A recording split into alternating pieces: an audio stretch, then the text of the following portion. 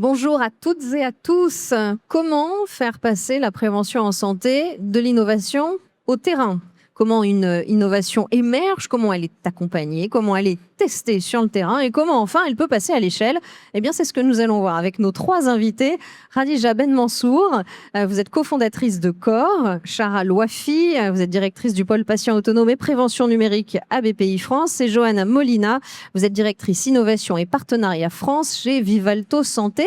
Bonjour à toutes les trois et bienvenue sur le plateau de la French Care. Alors la prévention est en effet un enjeu stratégique pour la soutenabilité du système de soins français. Les solutions, c'est une bonne nouvelle, les solutions digitales sont nombreuses, mais le vrai défi, c'est de réussir à les intégrer dans les usages, dans les parcours, dans les organisations et dans les modèles économiques. Chara Louafi, pourquoi est-ce que c'est aujourd'hui un axe stratégique à BPI France, ce sujet de la prévention et de l'innovation sur la prévention? En fait, c'est un chemin naturel. L'empreinte de BPI France est historiquement sur le curatif. Donc, on est sur l'ensemble des secteurs en fait, qui composent le système de santé, avec beaucoup d'efforts sur la productivité de ces acteurs-là, et donc finalement en fait, du système de santé lui-même. Et naturellement, en fait, la prévention vient renforcer en fait cette soutenabilité du système de santé, puisque l'objectif, en fait, c'est de générer de la dépense évitable. Donc, les deux ensemble, donc le monde du curatif et la prévention, en ayant des actions en fait sur ces deux volets, et de manière, on va dire, synergique, ça vient en fait aider à un système de santé plus soutenable. Côté entreprise, j'aimerais que Khadija Ben Mansour, que vous nous disiez un mot de COR et puis de finalement à quels besoins vous répondez grâce à cette solution en matière de prévention. Oui, merci beaucoup. Ouais, tu es totalement aligné avec ce que tu dis, Chara. Il y a un vrai besoin en prévention. Il y a de manière générale une dépense en prévention dans la santé publique européenne de manière générale qui est très faible, alors qu'on sait que ça marche.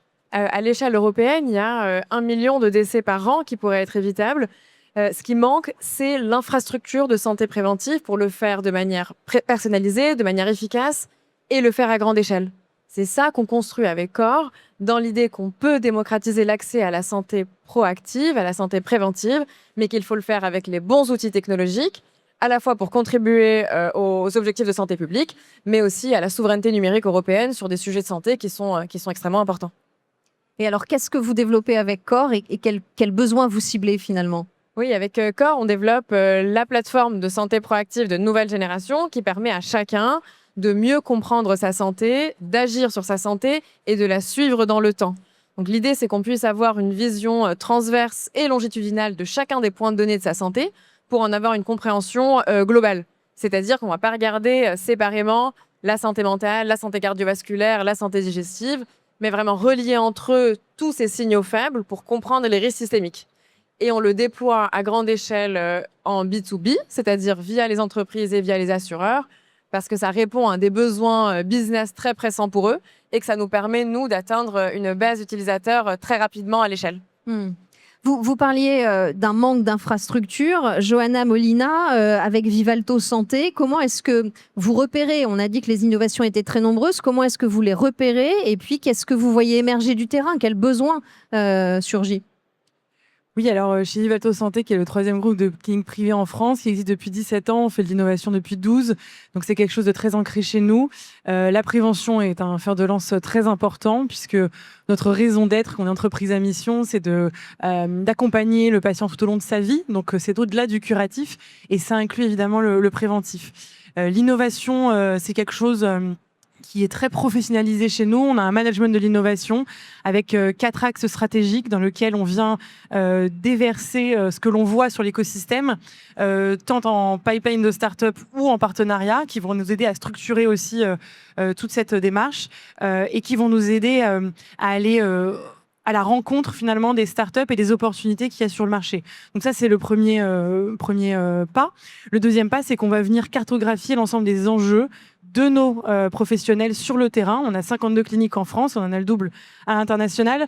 Cette cartographie va nous aider finalement à mettre en lien les enjeux et les besoins non couverts des praticiens avec ce que l'on voit sur le terrain. Toute innovation est bonne tant qu'elle est adoptée et mesurée. Donc c'est vraiment cette étape clé qui va être très importante.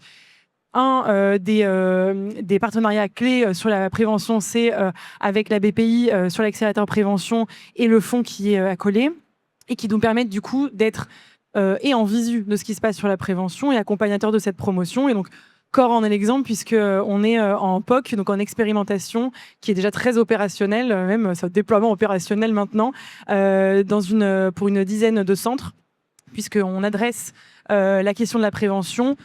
Alors, il y a énormément de facettes et de manières de l'adresser, mais une des manières de l'adresser, c'est le check-up prévention qui a été mis en place chez Vivalto Santé pour les salariés d'entreprise.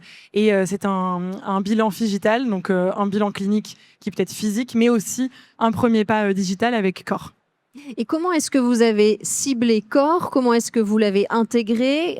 Parce que finalement, c'est ce qu'on disait, comment dans le foisonnement se repérer et donner la place à certaines de ces solutions digitales d'aller jusqu'aux utilisateurs. Alors, en fait, ce qui est amusant, c'est qu'on a découvert Corps en amont de la promotion de BPI.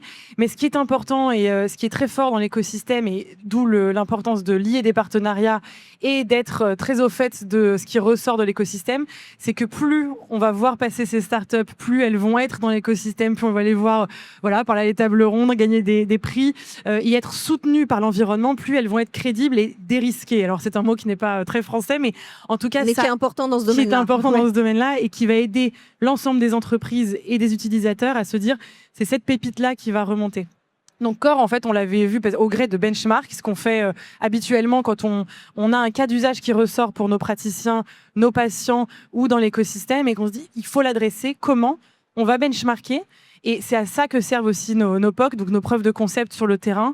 On a des critères d'évaluation en amont de toute expérimentation qui vont venir nous aider à évaluer si la solution répond bien à notre cas d'usage. Si c'est le cas, on va aller un peu plus loin. On a toute une gouvernance, je vous le disais, avec notre process de prévention et de management qui va nous aider finalement à avancer et à monter, à déployer chez nous, puisque on est terrain de jeu et pour nos partenaires, quels qu'ils soient partenaires écosystème ou entreprises.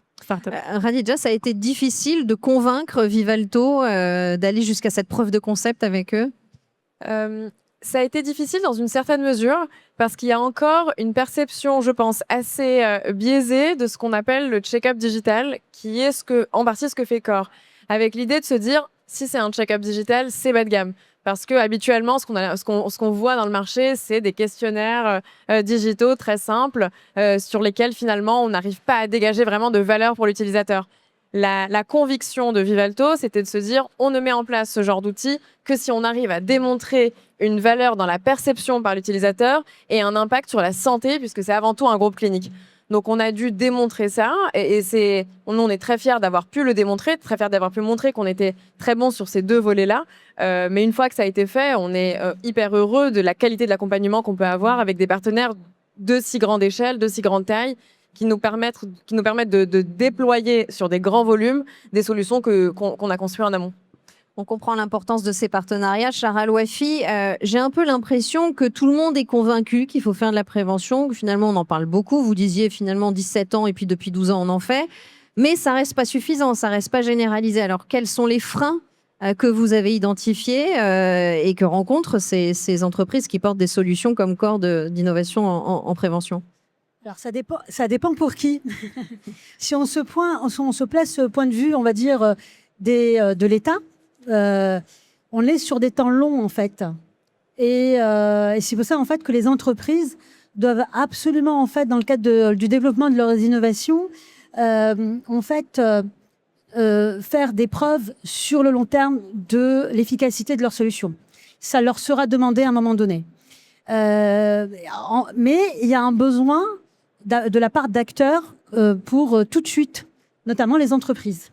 Donc il faut pouvoir jongler avec ces deux mondes, préparer l'avenir parce que c'est le sens de l'histoire, et donc se mettre en fait, anticiper un petit peu en fait ce que vont demander en fait les acteurs étatiques, les régulateurs, et on peut en fait s'inspirer de ce qui a été demandé, typiquement dans la télésurveillance ou bien dans le digital therapeutics. En fait, il n'y aura pas de révolution en termes de référentiel.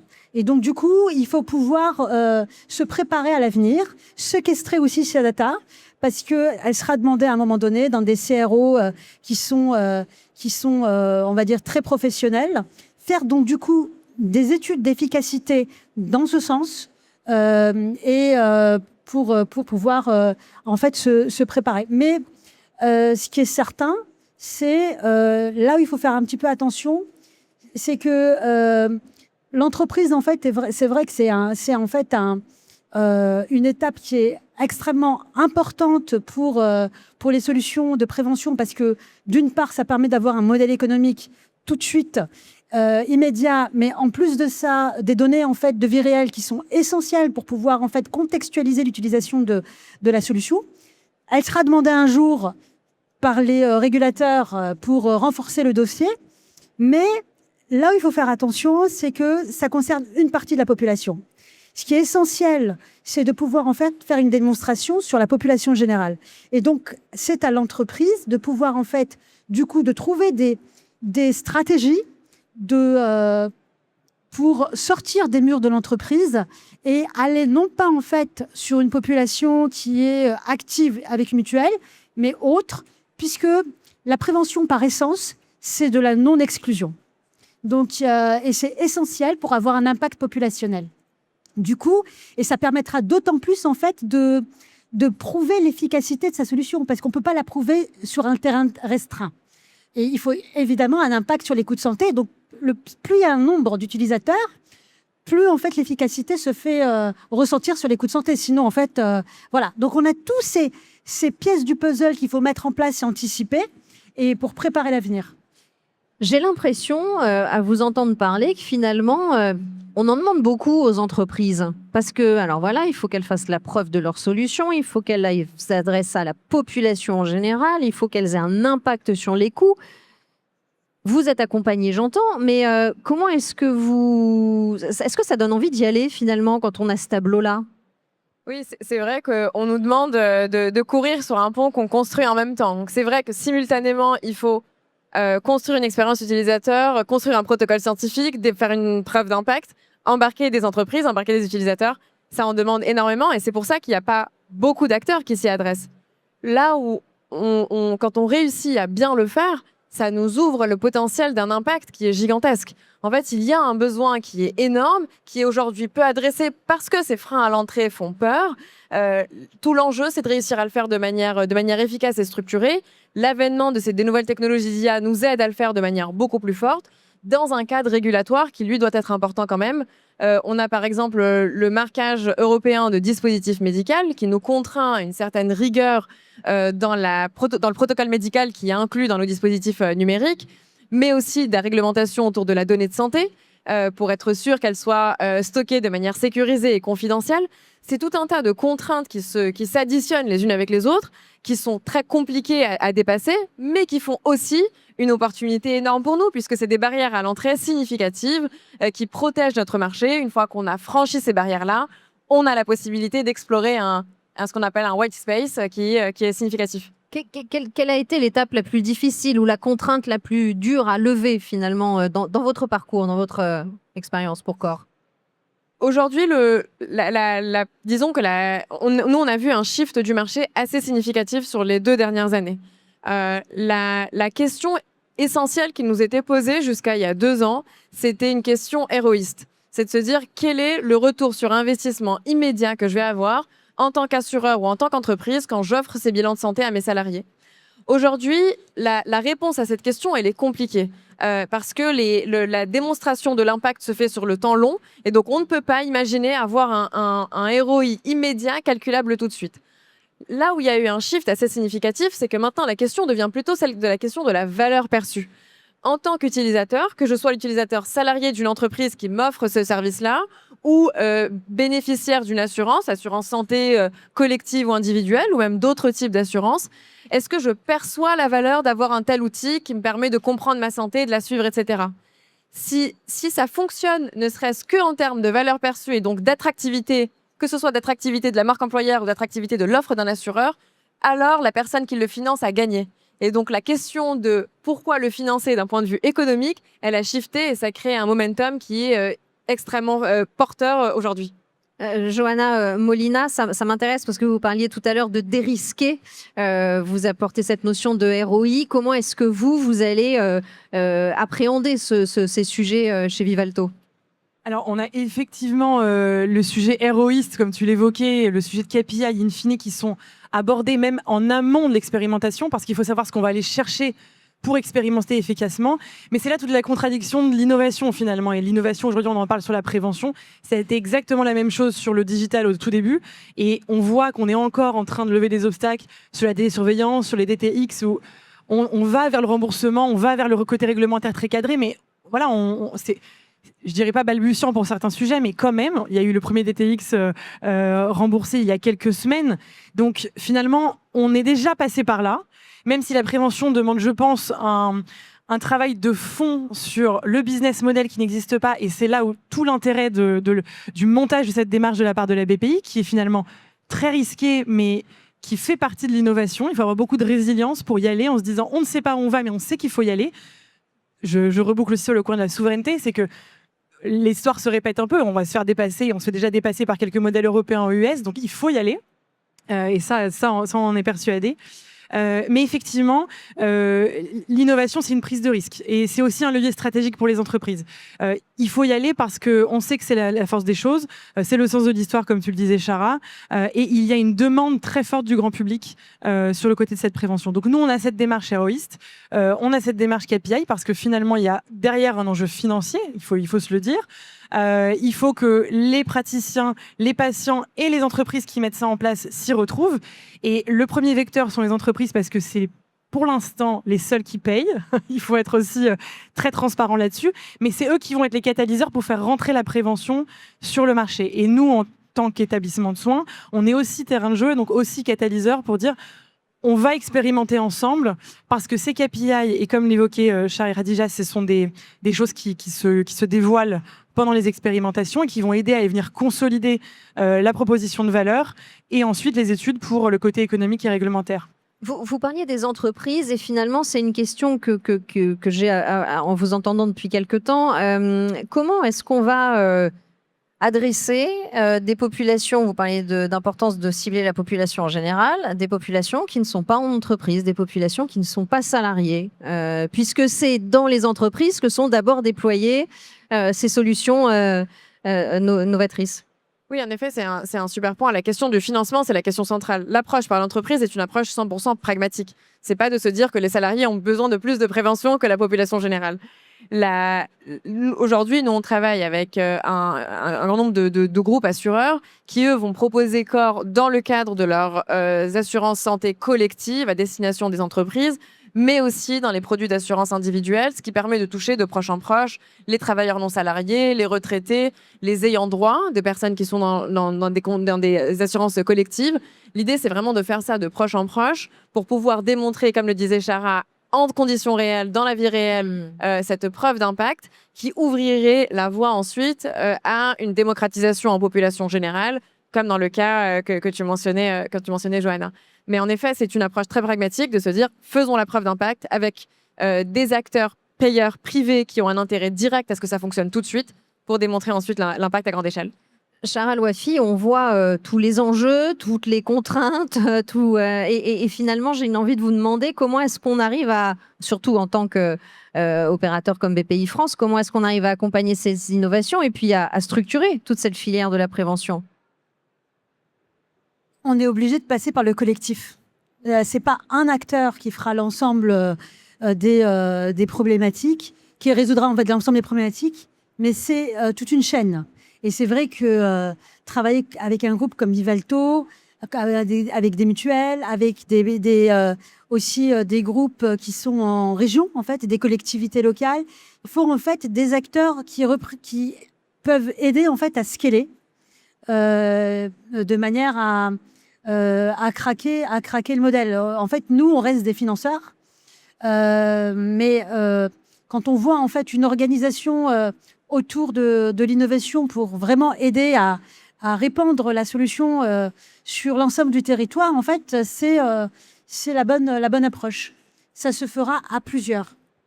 Est-ce qu'il faut aussi une vision politique pour porter cette collaboration? Bien sûr. En fait, ce qu'il faut, c'est qu'il y ait une stratégie, on va dire, politique qui soit partagée avec le terrain.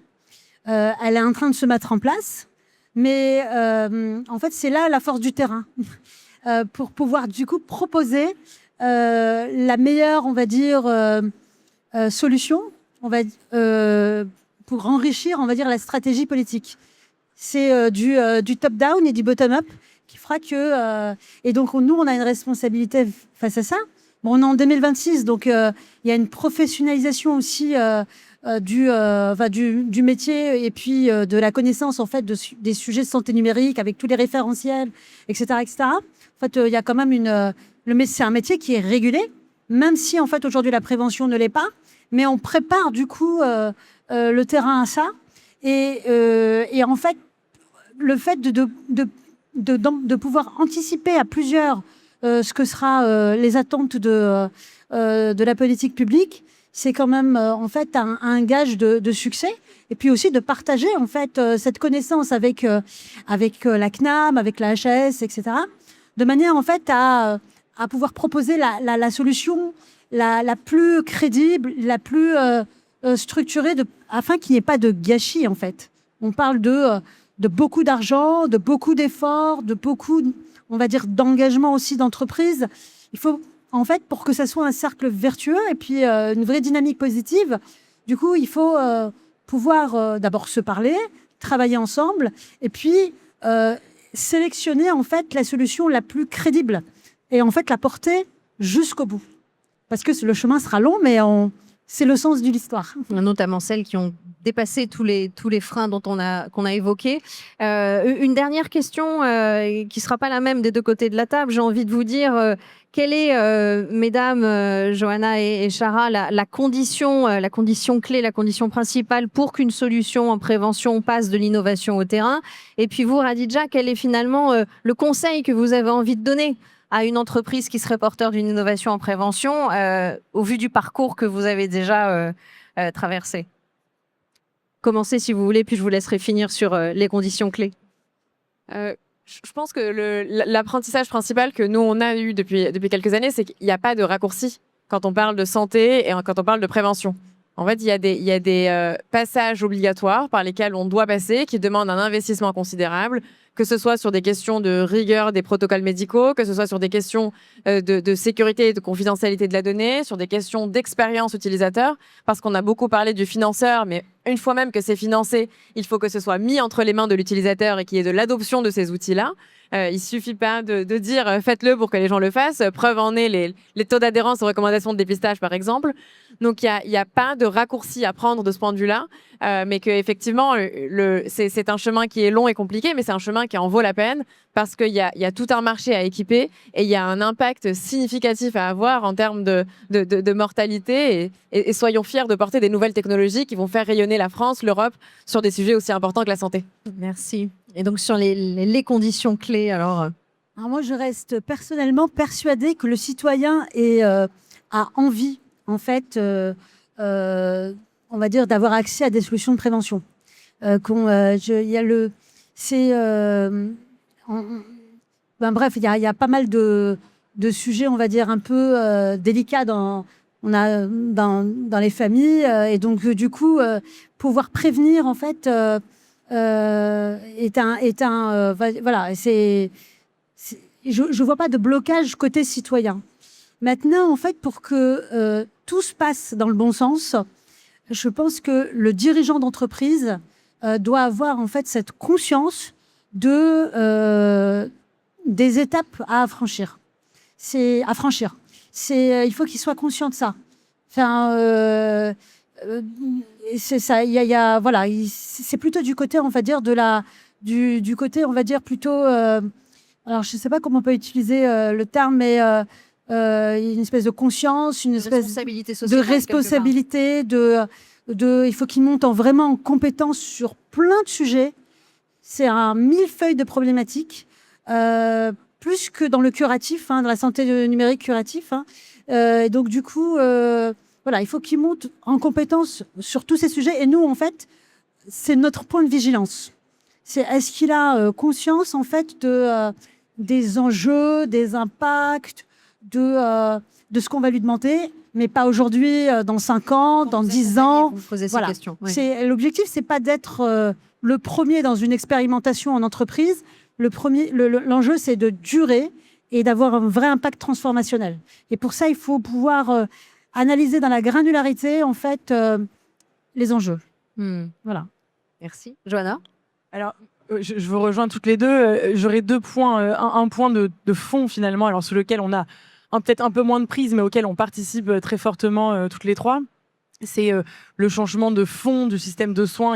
Et je pense que tout le monde dans les institutions est d'accord pour dire qu'il faut opérer ce shift entre le curatif et le préventif, que on est encore un peu loin et que ce changement d'attitude, d'acculturation, de culture, mais aussi finalement d'opération, très très franchement, on le voit chez Livalto Santé, on a des cliniques en Espagne, ça fait 25 ans qu'elles ont un modèle qui s'appelle la PPP, qui est un modèle public-privé avec une médecine populationnelle où il y a un financement adressé à un territoire, un financement fini, et donc forcément, ça déporte le soin vers le préventif, parce que le curatif va coûter plus cher si les gens tombent malades.